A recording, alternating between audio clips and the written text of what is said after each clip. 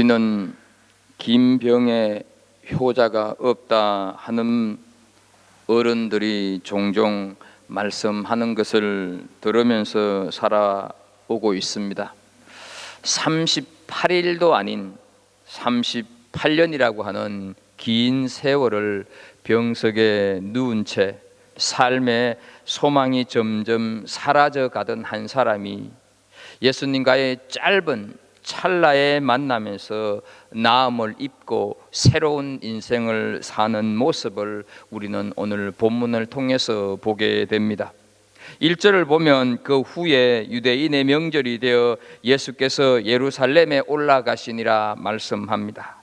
예수님께서 예루살렘으로 가셨는데 그때가 명절이다 이렇게 말씀을 합니다. 그런데 이 명절이 유월절인지 초막절인지 맥주절인지 어떤 명절인가에 대해서는 말씀을 하고 있지 않습니다. 이렇게 요한이 이 말씀을 기록하면서 명절이 어떤 명절이다 하는 것을 기록하지 않은 이유는 그 명절이 그리 중요하지 않기 때문일 것입니다. 다만 이 날이 명절임과 동시에 안식일이다 이렇게 말씀을 하고 있습니다. 명절만 되어도 수많은 사람들이 몰려드는데 안식일까지 겹쳤으니 엄청난 사람들이 지금 예루살렘으로 몰려들고 있습니다. 지금도 유대인들은 명절이 되면 예루살렘에 어마어마한 인파가 운집합니다. 전 세계에 흩어진 디아스포라들이 수개월 전부터 명절을 지키기 위해서 예루살렘으로 온다 하는 것이지요.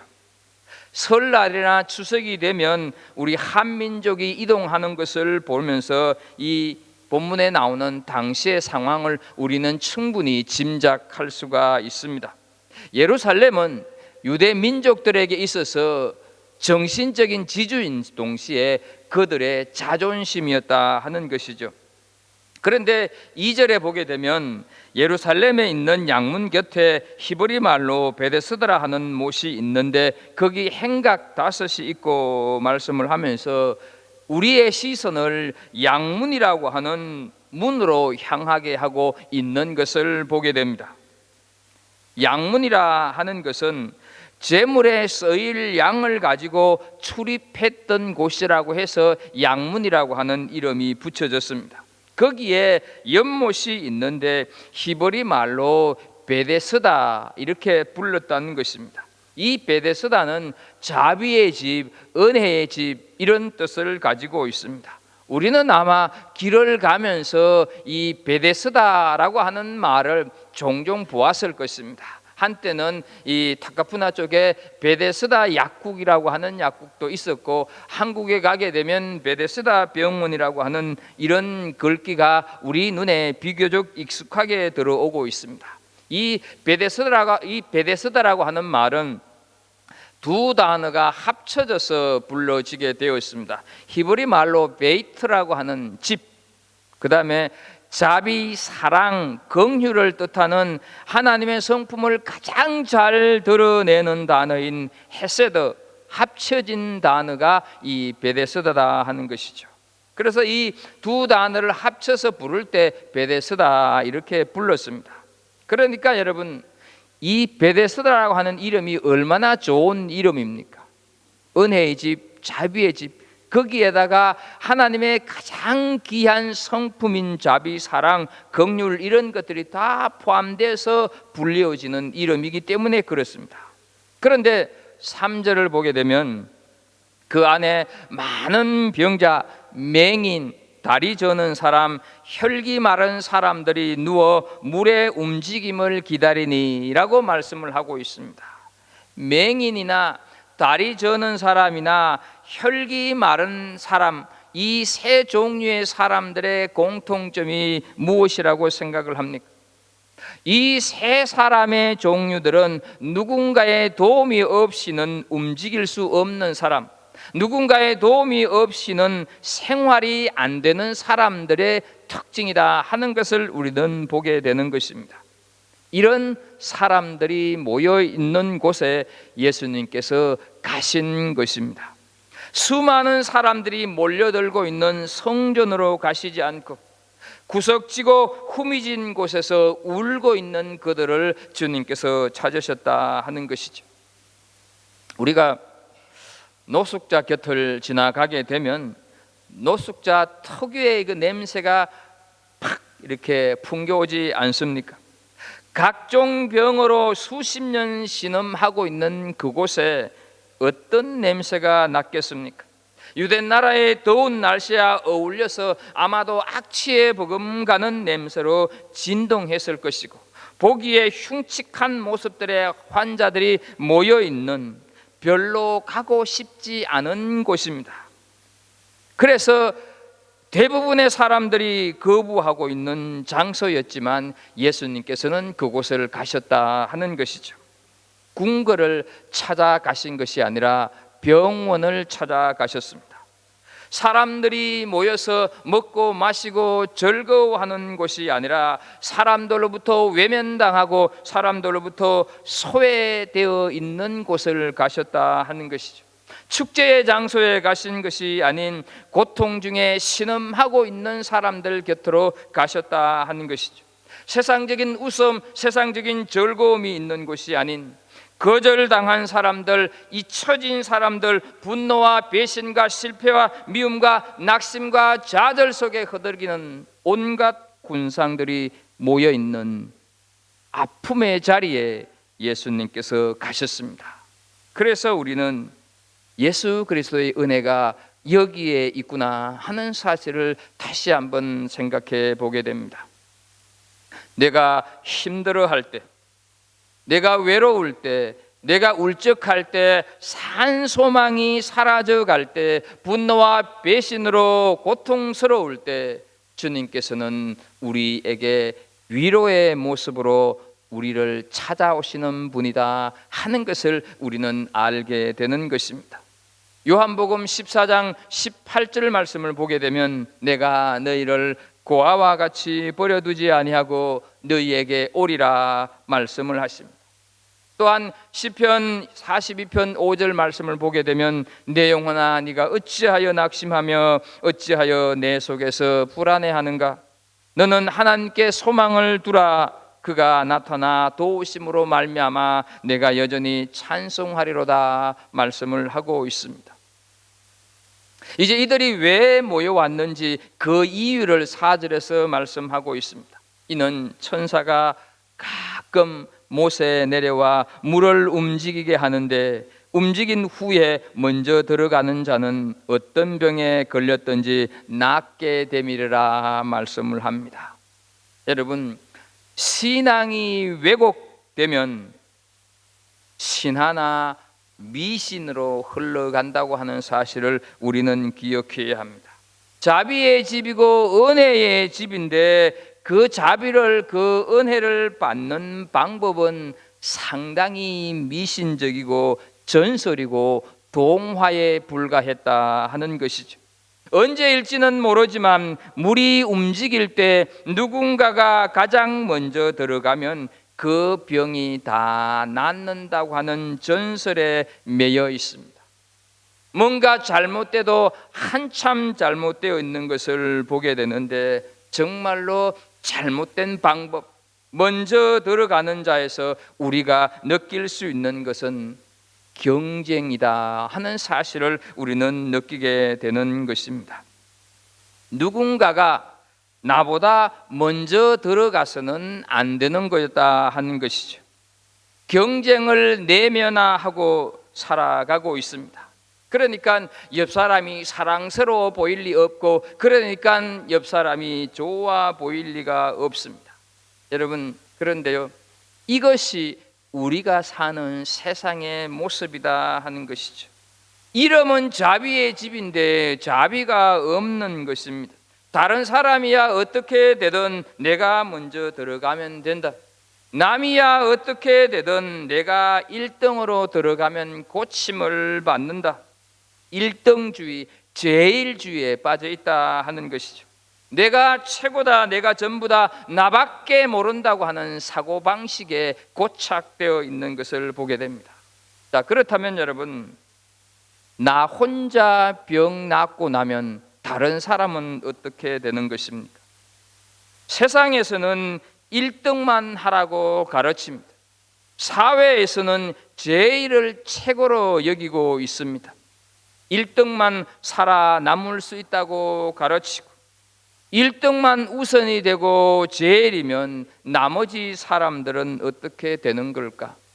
제일 되고 1등 하는 사람보다 그렇지 못한 사람이 훨씬 많은 세상인데 1등만 살아남는다, 1등만 기억된다고 하는 무슨 구호처럼 외쳐대고 있는 세상에 우리는 살아가고 있습니다. 뉴질랜드에 처음 와서는 한국의 경쟁 사회보다 뉴질랜드는 경쟁이 별로 없는 사회인 것 같구나 하는 것을 느꼈는데 뉴질랜드를 살아가면 살아갈수록 정말로 뉴질랜드야만큼 경쟁이 치열한 사회 나라도 없구나 하는 생각을 해보게 됩니다. 1등만 기억된다고 하는 얼핏 들으면 참 좋은 말 같은데 그것은 틀린 말이다 하는 것이죠. 그 논리라고 하면 2등은 죽어야 하는 것일까? 3등은 불행한 삶을 살 수밖에 없다고 하는 것일까? 여러분, 어차피 1등은 하나뿐인 것 아닙니까? 모두가 1등이 될 수는 없는 것입니다. 1등만 살아남는다고 하면 그 한 사람만 남는 세상에 무슨 의미가 있겠는가 하는 것이죠. 우리는 약육 강식의 논리에 내 자신도 모르게 젖어 살아가고 있습니다. 그런데요, 상부상조의 원리라고 하는 것이 있습니다. 개미는 위가 2개라고 합니다. 그 작은 몸속에 위가 2개라고 하는 사실이 참 신비롭다 하는 생각을 해보았습니다. 하나는 자신을 위한 것이고 다른 하나는 음식을 저장해 놓았다가 배고픈 개미에게 나누어 주는 위라고 합니다. 그래서 개미는 절대로 굶어 죽는 개미가 없다고 합니다. 이 상부상조의 영역이 넓은 곤충이나 짐승이 자신의 세계에서 더 많이 살아남는다고 합니다. 남을 죽이고 내가 살면 나도 죽는다고 하는 사실, 시간이 문제일 뿐 반드시 그렇게 되는 것입니다. 남을 살려야 내가 사는 것입니다. 무조건 1등만 요구해서는 안 되는 것입니다. 세상에서는 1등만 찾아가고 세상에서는 1등만 지켜 세워줍니다. 세상에서는 제일만 좋아한다 하는 것이죠. 그러나 주님께서는 그렇지 않다 하는 것. 그러나 하나님은 그런 방법을 사용하시는 분이 아니다 하는 것이죠. 물론 인생의 막다른 길에 처한 사람들은 지푸라기라도 잡으려고 하는 심정으로 별의별 수단을 다 찾는 것이 사실입니다. 그래서 물에 빠진 사람은 지푸라기라도 잡는다 이런 말이 있지 않습니까?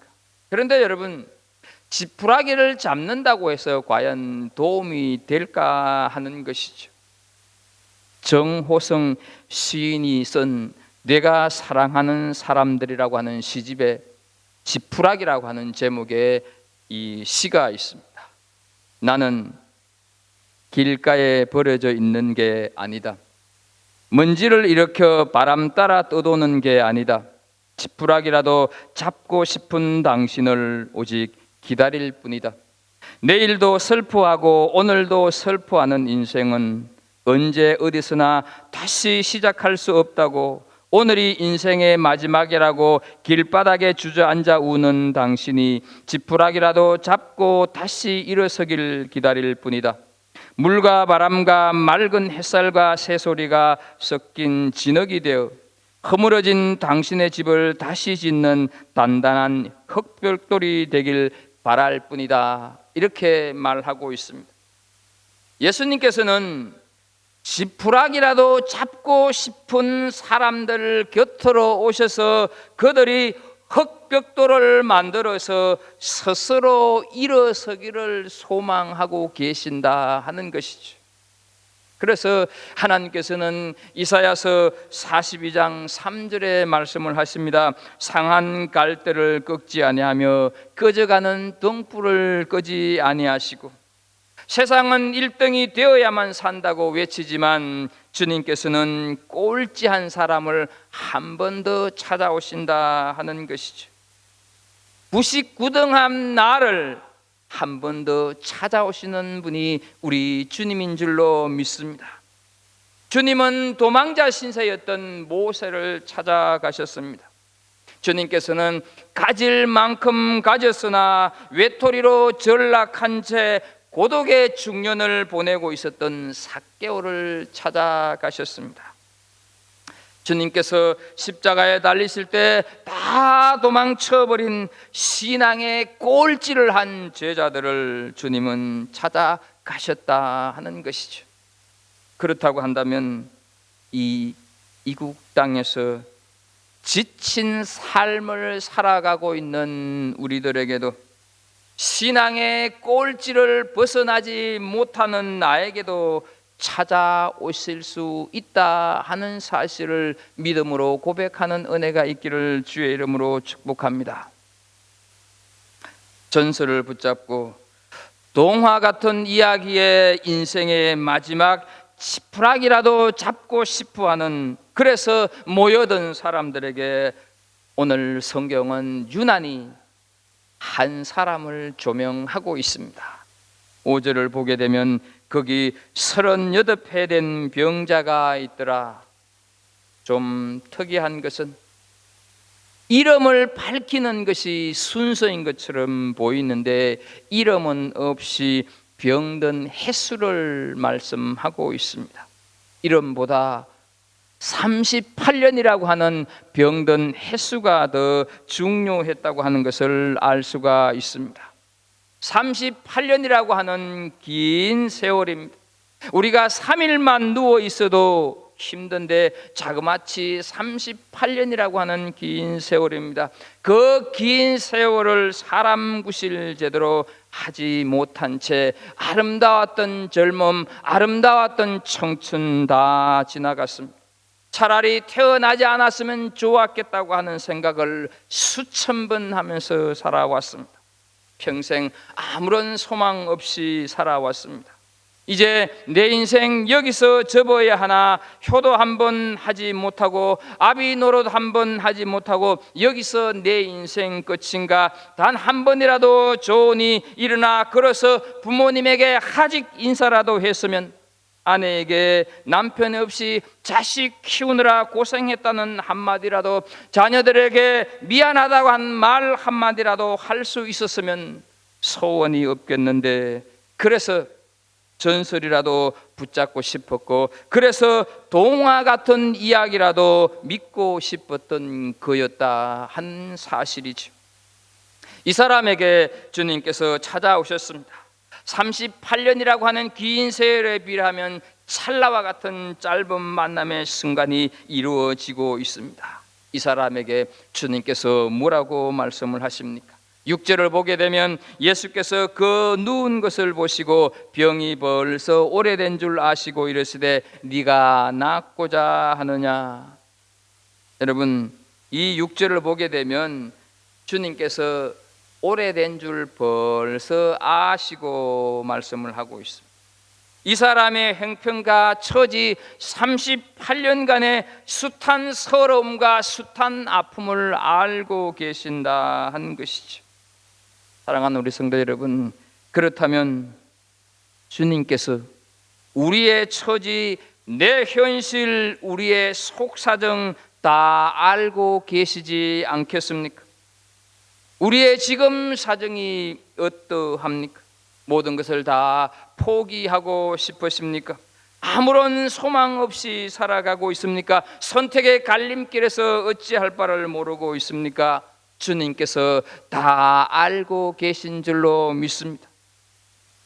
여러분, 주님께서 다 알고 계신다 하는 것은 내 아픔, 내 속사정, 내 상황이 주님의 일이 된다 하는 사실 아니겠습니까? 내 사정, 내 아픔, 이 모든 것들이 다 주님의 일이 된다고 하면 어떻습니까? 우리는 그 일을 주님께서 다 해결하실 거라 하는 믿음이 있어야 할 줄로 믿습니다. 그것이 그리스도인이다 하는 사실이죠. 내 아픔, 내 속사정 주님께서 다 아시면 그것이 주님의 일이기 때문에 주님께서는 주님의 일을 반드시 이루어 가신다 하는 의미에서 내 일을, 내 아픔, 내 속사정을 주님께서 해결하실 거라고 하는 믿음, 우리가 가져야 한다 하는 것이죠. 그런데요, 여러분, 병자의 모든 것을 다 아신다는 주님께서 이 사람에게 상당히 어울리지 않는 질문을 하십니다. 네가 낫고자 하느냐? 38년 동안 병들어 있는 환자의 상태를 많이 아신다고 하는 분께서 이 질문을 질문이라고 하겠습니까? 이 질문 속에 어떤 의미가 담겨 있습니까? 심리적으로 고질화되어 있는 이 병자의 상태를 깨트리기 위한 질문이다 하는 것이죠. 사람의 마음속에는 어떤 한 고통에 오랫동안 시달리게 되면 그 고통에 적응하여서 익숙해지는 경향이 있다고 합니다. 질병이나 어떤 문제로 인해서 다른 사람들로부터 동정을 받을 수가 있고 핑계거리가 생기기 때문에 고침받는 것을 망설일 때도 있다 하는 것이죠. 영적인 것이든 육적인 것이든 자신의 결점을 통해서 자기 존재를 확인하려고 하는 사람도 있다 하는 것이죠. 때로는 그것들을 통해서 무슨 만족을 얻으려고 할 때도 있다는 것입니다. 그래서 병인 줄 알면서, 그래서 나쁜 짓인 줄 알면서도 고치려 들거나 치료를 받는 것을 망설이는 사람들이 있다 하는 것이죠. 여기서 보시고 그리고 아시고 하는 이 두 단어는 한글로 다르게 쓰였지만 원래 언어에서는 같은 의미로 사용이 되어 있습니다. 여러분, 38년 동안 누워 있다고 하는 말은 죽어 있다는 말과 같지 않겠습니까? 38년을 누워 있었는데 살았다고 말을 할 수 있겠는가 하는 것이죠. 병이 돌이킬 수 없을 정도만큼 깊어졌다 하는 사실이죠. 혹시 우리 안에 이렇게 깊어져 있는 어떤 질병이 없습니까?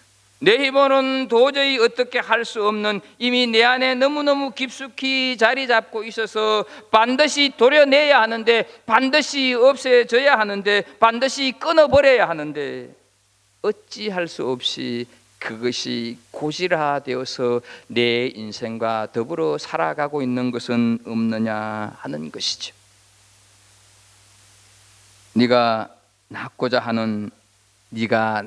하느냐 이 물음은 병자의 믿음을 테스트하기 위한 물음이 아닙니다.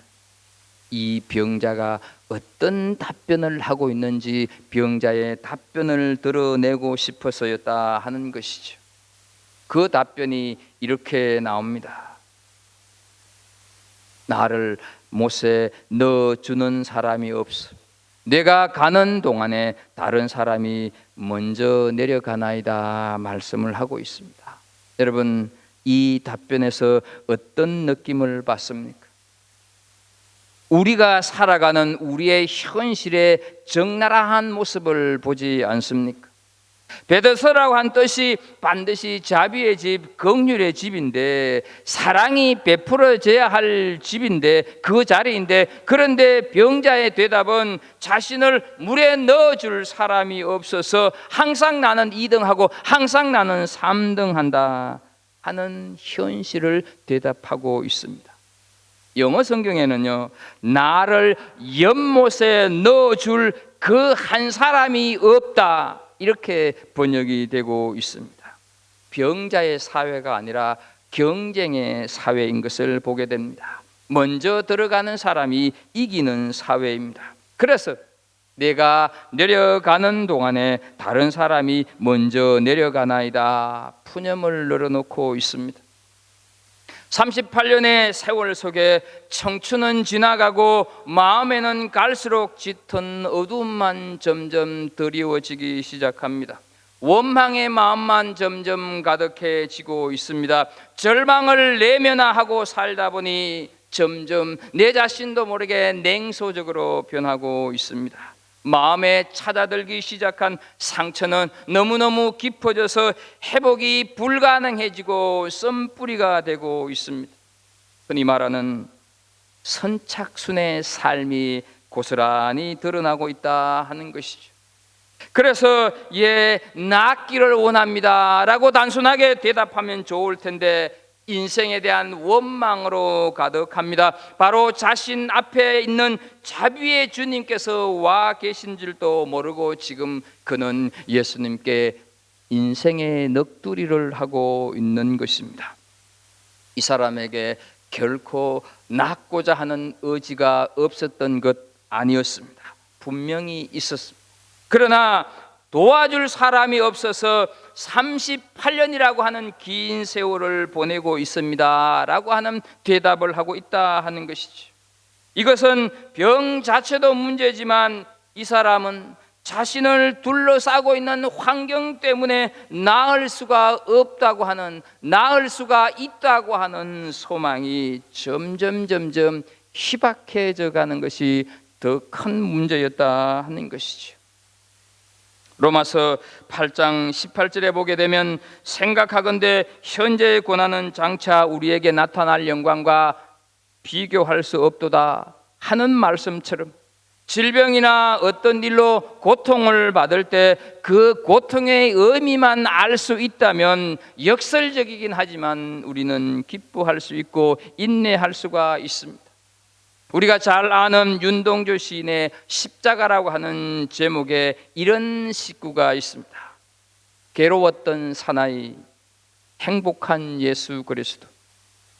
주님께서 십자가를 지신다는 것은 괴롭고 고통스러운 것이었습니다. 그래서 주님은 할만하시거든 이 잔을 내게서 지나가게 하옵소서라고 하나님 앞에 기도했습니다.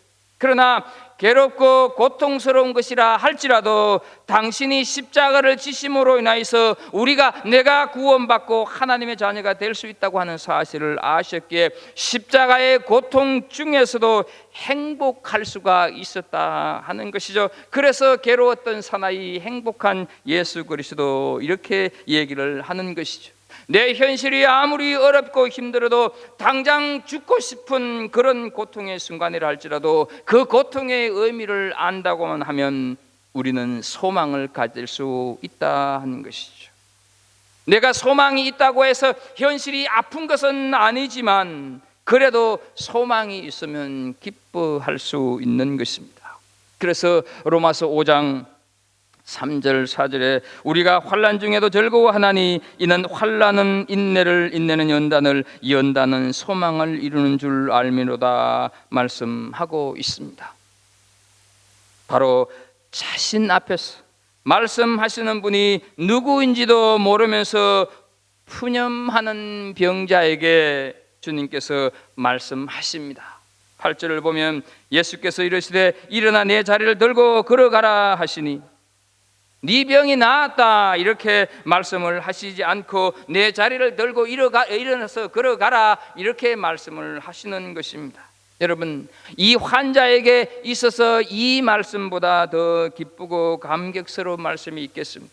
이 말씀보다 더 솔직한 말씀이 있겠느냐 하는 것이죠.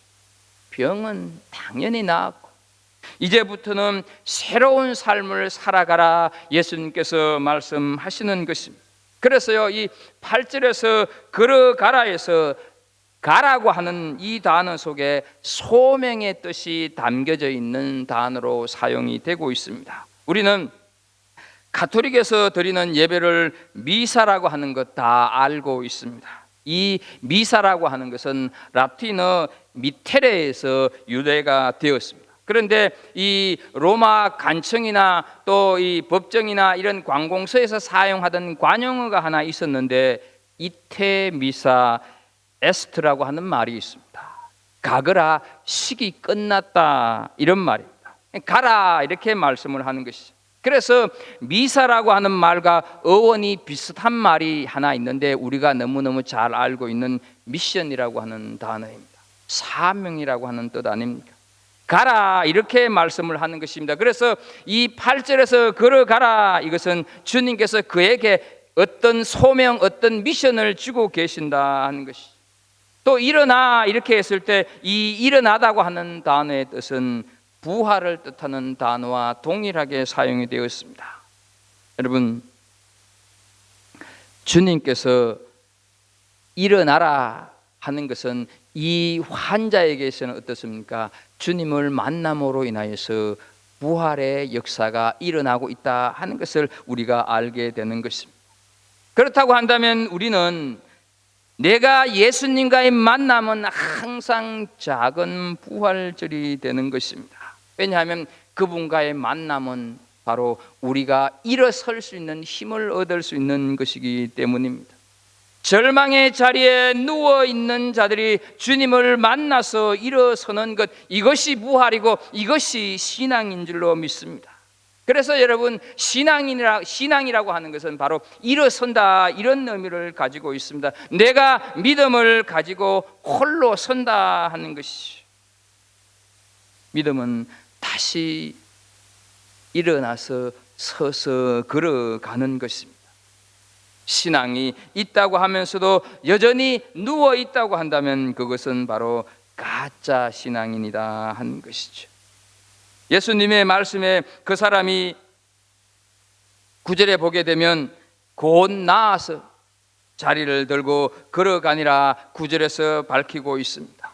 38년이라고 하는 긴 세월을 전설과 동화 같은 것에 한 가닥 희망을 두었던 이 병자가 예수 그리스도와의 짧은 만남에서 사람이 달라지고 인생이 바뀌었습니다. 소명자로 변했다 하는 사실이죠. 여러분, 이것은 우리에게 중요한 사실을 하나 알려주고 있습니다. 누구든지 예수 그리스도를 만나면 사람이 달라지고 인생이 변한다고 하는 것을 오늘 본문을 통해서 우리에게 던져주는 메시지인 것입니다.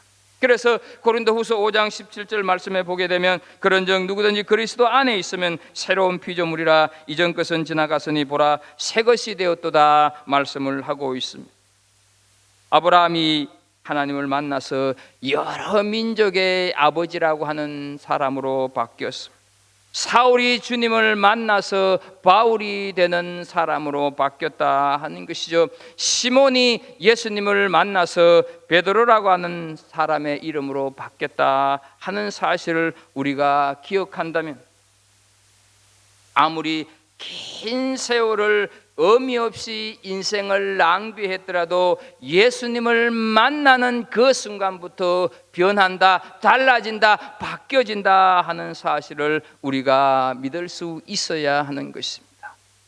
이 만남을 체험하는 우리 모두가 되었으면 좋겠습니다. 자기의 병이 오래된 것을 보시고 그가 얼마나 큰 절망에 빠져 있는가를 아는 분께서 그의 곁으로 가셨습니다. 살다 보면 아무에게도 주목받지 못하고 구석에 처박힌 것 같고 완전한 외로움에 빠져 있을 때 누군가가 슬그머니 다가와서 곁이 되어주면 힘이 나지 않습니까? 그런데 보시고 아시고 다가오셔서 말을 건네시며 위로해 주시는 분, 그분이 바로 예수 그리스도다 하는 사실이죠. 세상 모든 사람들이 다 나를 차갑게 바라본다 할지라도 나의 드러난 겉모습을 보시지 않고 내 마음속에 있는 상처를 눈여겨보시면서 이미 그 상처가 썬뿌리로 자라에 잡았음에도 불구하고 그 상처를 아시면서도 나를 못났다고 말씀하시지 않고 그대로 있는 그대로 품어주시는 분이 다가오신다 하는 것이죠. 그리고는 내가 낫고자 말을 건네고 계십니다. 사랑하는 성도 여러분, 주님께서 우리에게 물어오실 때 우리는 어떤 답변을 준비해야 하지 않겠습니까? 구석지고 후미진 곳 아무도 주목하지 않는 철저한 좌절과 아픔의 긴 세월을 살아가는 그를 찾아가서 환대해 주시는 예수님과의 짧은 만남은 절망에서 해방으로, 절망에서 자유로 바뀌는 인생이 되었습니다. 예수 없는 긴 세월이 고통의 연속이었다고 한다면 예수 있는 인생은 새로운 인생, 소망찬 인생이 되었는 줄로 믿습니다. 주님과의 짧은 만남에서 인생이 달라진 것처럼 오늘을 살아가는 우리들도 이 예수 그리스도를 만남으로 인하여서 지금보다 더 나은 소망스러운 인생을 살아가는 우리 모두가 되기를 예수님의 이름으로 축복합니다. 하나님 아버지, 오늘도 우리에게 이 귀한 말씀을 주셔서 감사합니다. 하나님, 38년이라고 하는 긴 세월, 인생 전부를 소망 없이 죽을 날만 기다리고 있었던 그에게 주님이 찾아가셔서 소망이 되어주시고 생명이 되어주셨습니다.